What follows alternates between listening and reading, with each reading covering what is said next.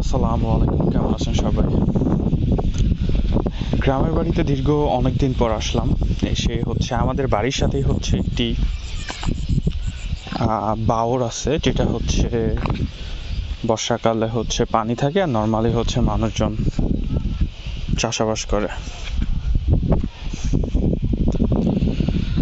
দেখতে পাচ্ছেন চারদিকে মানুষ বিভিন্ন ধরনের ফসল লাগিয়েছে, ধান, পাট, পেঁয়াজ, রসুন।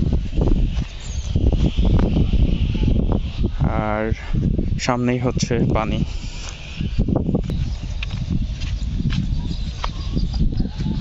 এই যে দেখতেছি পাশেই রসুন লাগিয়েছে। এবার তুলনামূলকভাবে আমাদের এলাকাতে রসুন এবং পেঁয়াজের চাষটা বেশি হয়েছে।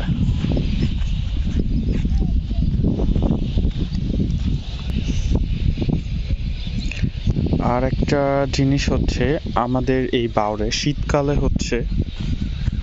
প্রচুর পরিমাণে অতিথি পাখি আসে। ওই দেখেন দূরে দেখা যাচ্ছে কিনা আমি জানি না ক্যামেরাতে, কিন্তু বাওরের একদম মাঝখানে যেহেতু পানি থাকে, ওখানে শীতকালে হাজার হাজার লাখ লাখ হাঁস পাখি থাকে। যদিও আগে যেভাবে এত পরিমাণ হাঁস পাখি আসতো, সেই তুলনায় এখন সেটা কম। আগে এত পরিমাণে হাঁস পাখি এই বাওরে আসতো, যেটা প্রায় আপনার আমাদের বাসা থেকে বাজার থেকে এই পাখির চেঁচামেচি শোনা যেত। কিন্তু এখন আর ওইরকম ভাবে হাঁস পাখি আসে না, হয়তো বা মানুষজন শিকার করে, এই জন্য আসা কমে গিয়েছে। আর আমি যেখানে দাঁড়িয়ে আছি, বর্ষাকালে এখানে প্রায় আমার মাথা সমান পানি থাকে। এই যে এখানে পুরা, এই যে আমি যেখানে দেখতে পাচ্ছেন, পুরাটা জুড়ে পানিতে পরিপূর্ণ হয়ে যায়। তখন এখানে মানুষজন মাছ ধরে।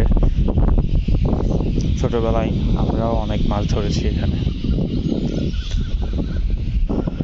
তো আমার বাড়ির পাশের যে বাওরটি, এটা আমার অসম্ভব ভাল লাগে। আমি অবসর টাইমে সবসময় এখানে এসে সময় কাটাই, গ্রামের বাড়িতে আসলে। আপনারা যদি কখনো এদিকে আসেন, অবশ্যই বর্ষাকালে আমাদের এলাকার বাওরটা দেখে যাবেন, ঘুরে যাবেন।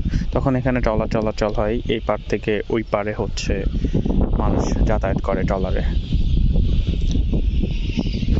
দূরে তাল গাছ দেখা যাচ্ছে, ওই তাল গাছে ওখানেও পানি থাকে। ওই তাল গাছে প্রায় 1/3 ডুবে যায়। এই যে বড় একটি গাছ, ডুবে যায়। যাই হোক, থাকবেন। আসসালামু আলাইকুম, আবার দেখা হবে ভিডিওতে।